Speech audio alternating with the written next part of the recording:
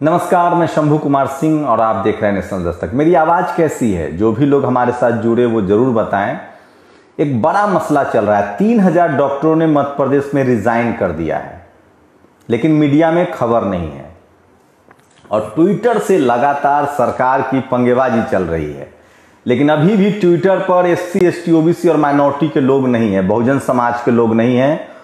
उनका अकाउंट भी वेरीफाई नहीं होता है। नेशनल दस्तक का अकाउंट भले वेरीफाई है, लेकिन तमाम जर्नलिस्ट, चाहे नवीन कुमार हो, चाहे शंभू कुमार सिंह हो, डॉक्टर सोनू भारद्वाज हो, इन सब लोगों के अकाउंट को बिल्कुल ही वेरीफाई नहीं किया जाता है। तो इसकी क्या वजह है?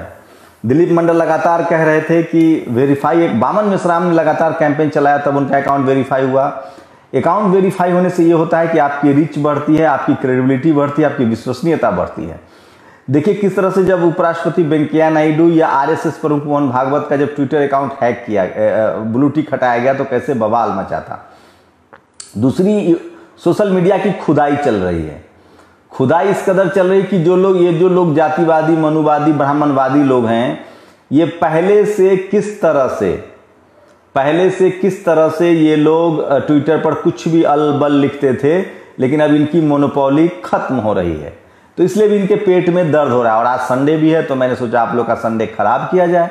9:30 का समय है, टीवी आप लोग देख नहीं रहे हैं। एक बड़ी खबर भी और बताऊंगा मैं आपको। एक छात्र हैं JNU के, आदिवासी समाज से, कालाहांडी से आते हैं, उड़ीसा से। पेट्रोल पंप पर काम करके उन्होंने JNU में दाखिला लिया, सुमित। और शानदार रैपर है, अंग्रेजी में शानदार गाना गाते हैं, और वो ऑक्सफोर्ड यूनिवर्सिटी जा रहे हैं।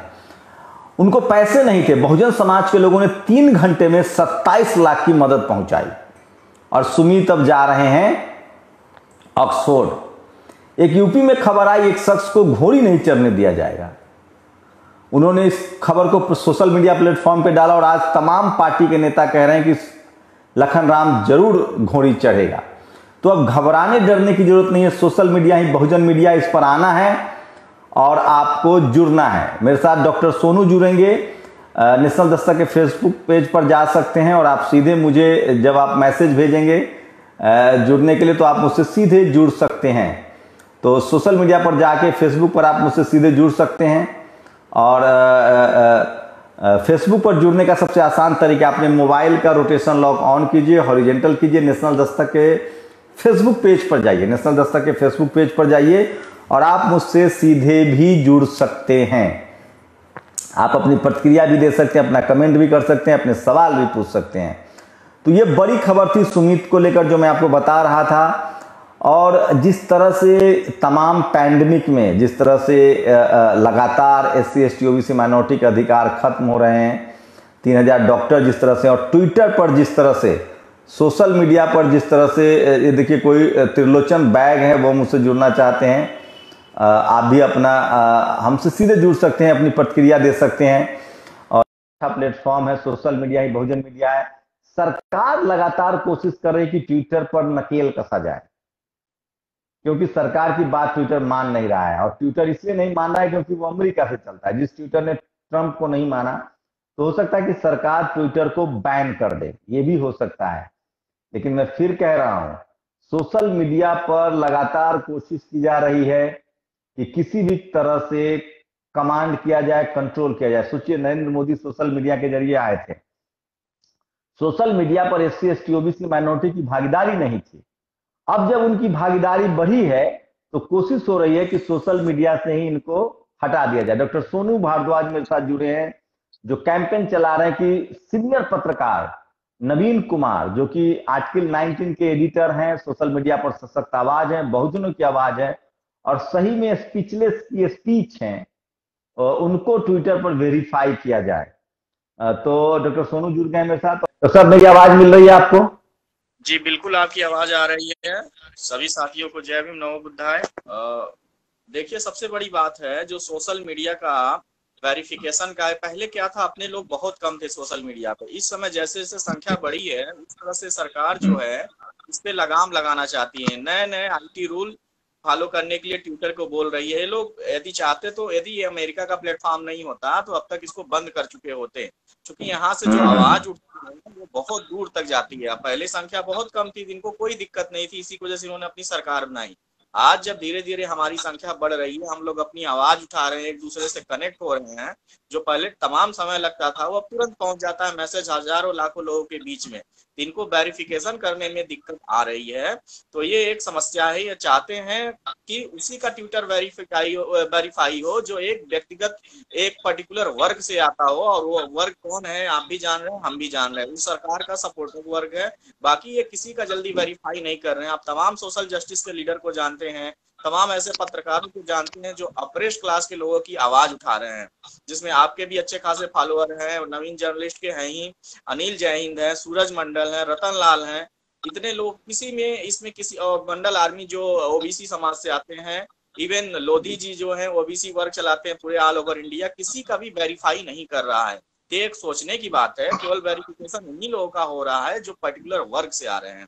तो इसके लिए भी आवाज उठानी पड़ेगी। हम लोग हर चीज के लिए आवाज उठाएं। बताइए, आजादी के इतने दिन हो गए हैं, छोटी छोटी चीजों के लिए, घोड़ी पे चढ़ने के लिए भी सरकार से रिक्वेस्ट करना पड़ रहा है। आप बाराबंकी का आज केस देखे होंगे।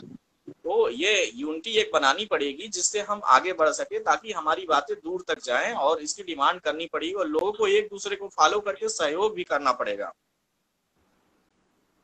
जिस तरह से अभी सुमित एक जेएनयू के छात्र हैं और अब वो ऑक्सफोर्ड जा रहे हैं, और क्राउड फंडिंग में 27 लाख रुपए लोगों ने मदद की, क्या लग रहा है सोशल मीडिया एक यूनिटी का प्लेटफॉर्म बन गया है SC ST OBC माइनॉरिटी और खासकर तरक्की पसंद और संविधान पसंद करने वाले लोगों के लिए?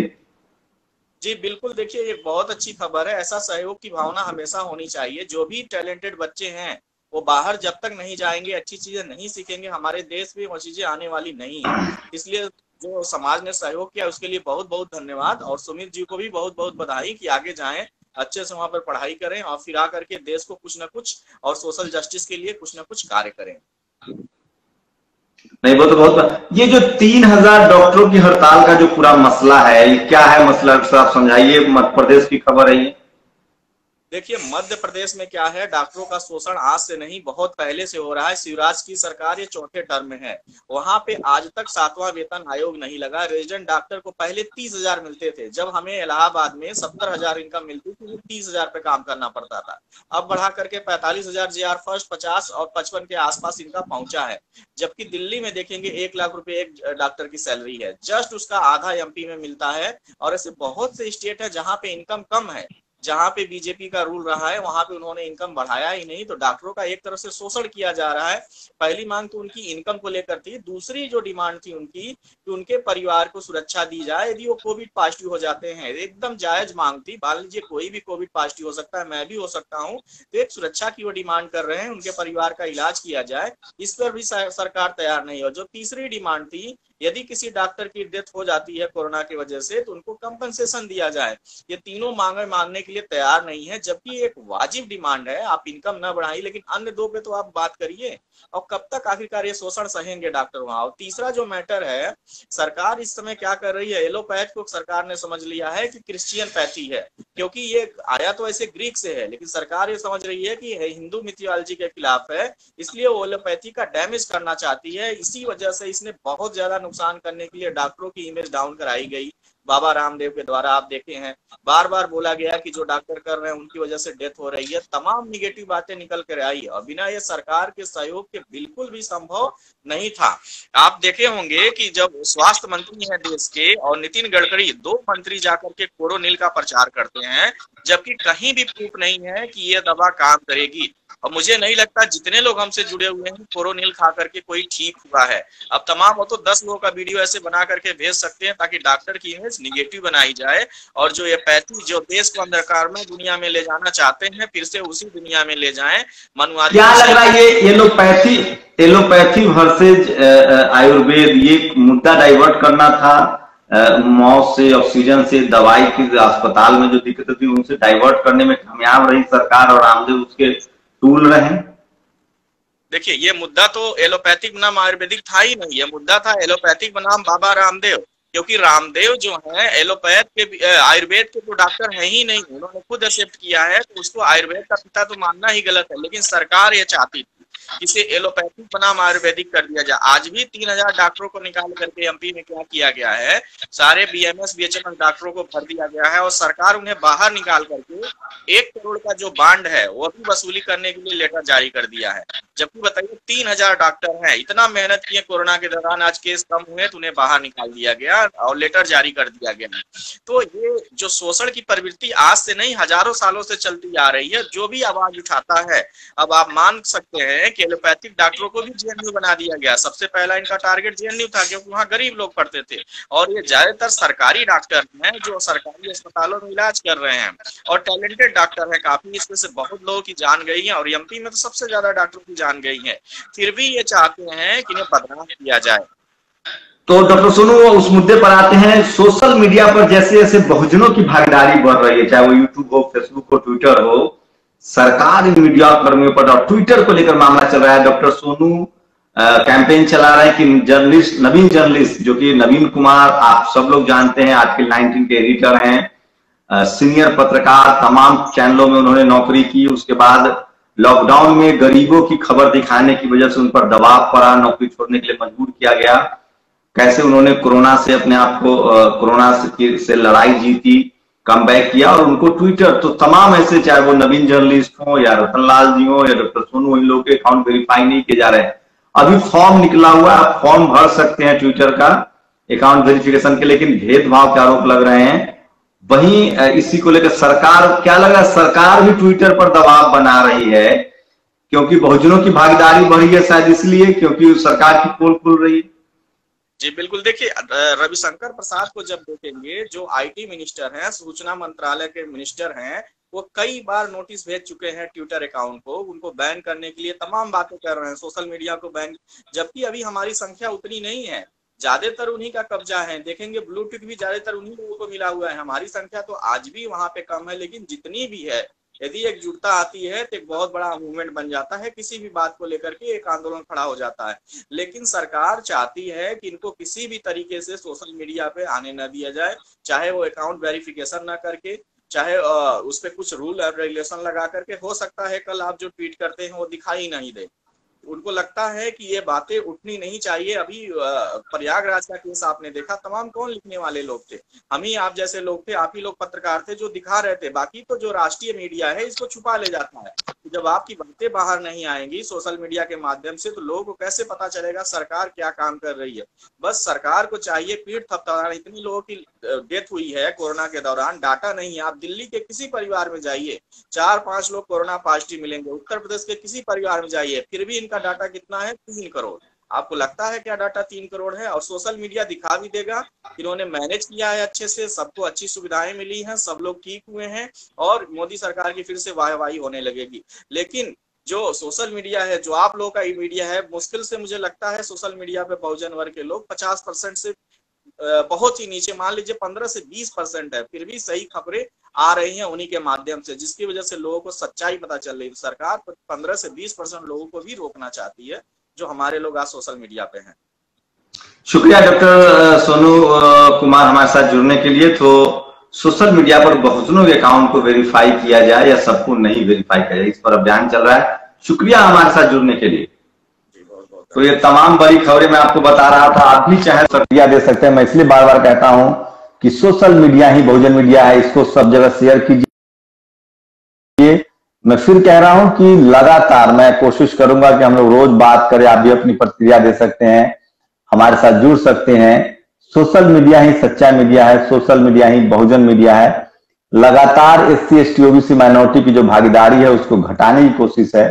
अभी तो पार्टी शुरू हुई है, अभी तो हमारे लोग जुड़ना शुरू किए हैं और अभी से इस सरकार के दम फूलने लगे। जो मनुवादी, जातिवादी, ब्राह्मणवादी लोग हैं उनके दम फूल रहे। सोचिए जिस दिन 50% बहुजन भी सोशल मीडिया पर आ जाएंगे उस दिन क्या हालत होगी।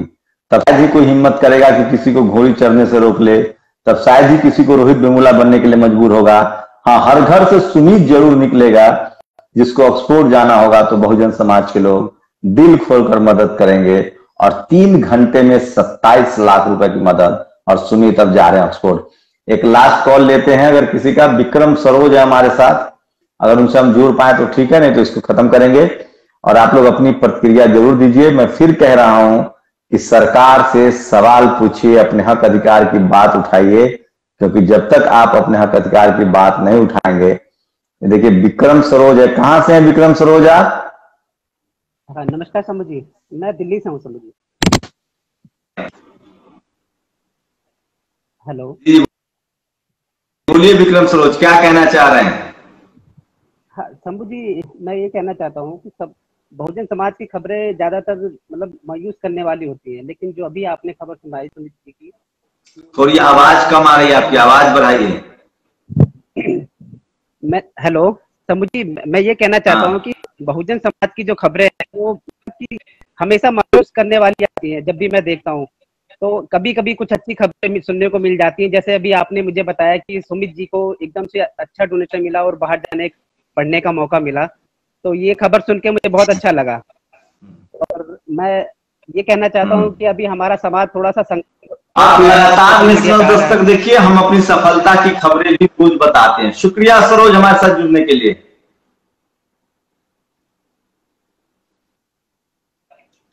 तो शुक्रिया आप लोगों का जो भी साथ लाइव जुड़े। आप लोग अपनी प्रतिक्रिया दे सकते हैं, राय दे सकते हैं, और मैं बार बार कह रहा हूं कि बहुजन समाज को एक दूसरे का हाथ पकड़ना होगा, कम्युनिकेशन करना होगा। और सुमित एक जेएनयू के छात्र थे, आदिवासी थे, गरीब परिवार से थे, उनको ऑक्सफोर्ड पढ़ने जाना था। बहुजन समाज के लोगों ने 3 घंटे में 27 करोड़ रुपए की उनकी मदद की और वो ऑक्सफोर्ड जा रहे हैं। इसलिए मैं कह रहा हूं, अगर समाज को मजबूत करना चाहते हैं, शोषण के खिलाफ आवाज उठाना चाहते हैं, तो लामबंद होइए, एकजुट होइए और किसी भी तरह के कर्मकांड में पैसे की बर्बादी को रोकिए और अपने बच्चों को हर घर से ऑक्सफोर्ड भेजिए, तभी वो कभी गूगल, कभी माइक्रोसॉफ्ट के वो कंपनी में, जब तक हम पढ़ेंगे नहीं तब तक बढ़ेंगे नहीं। बाबा साहब ने इसीलिए कहा था कि शिक्षित बनो, संगठित रहो, संघर्ष करो।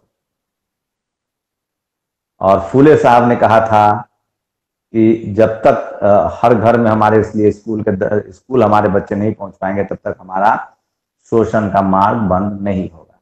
आप लोग की क्या प्रतिक्रिया? अपनी नेशनल दस्तक की आपसे गुजारिश है कि अगर इसको बचाना चाहते हैं तो नेशनल दस्तक को सब्सक्राइब करने के लिए रेड कलर के सब्सक्राइब बटन को दबाएं, फिर बेल आइकन की घंटी दबाएं।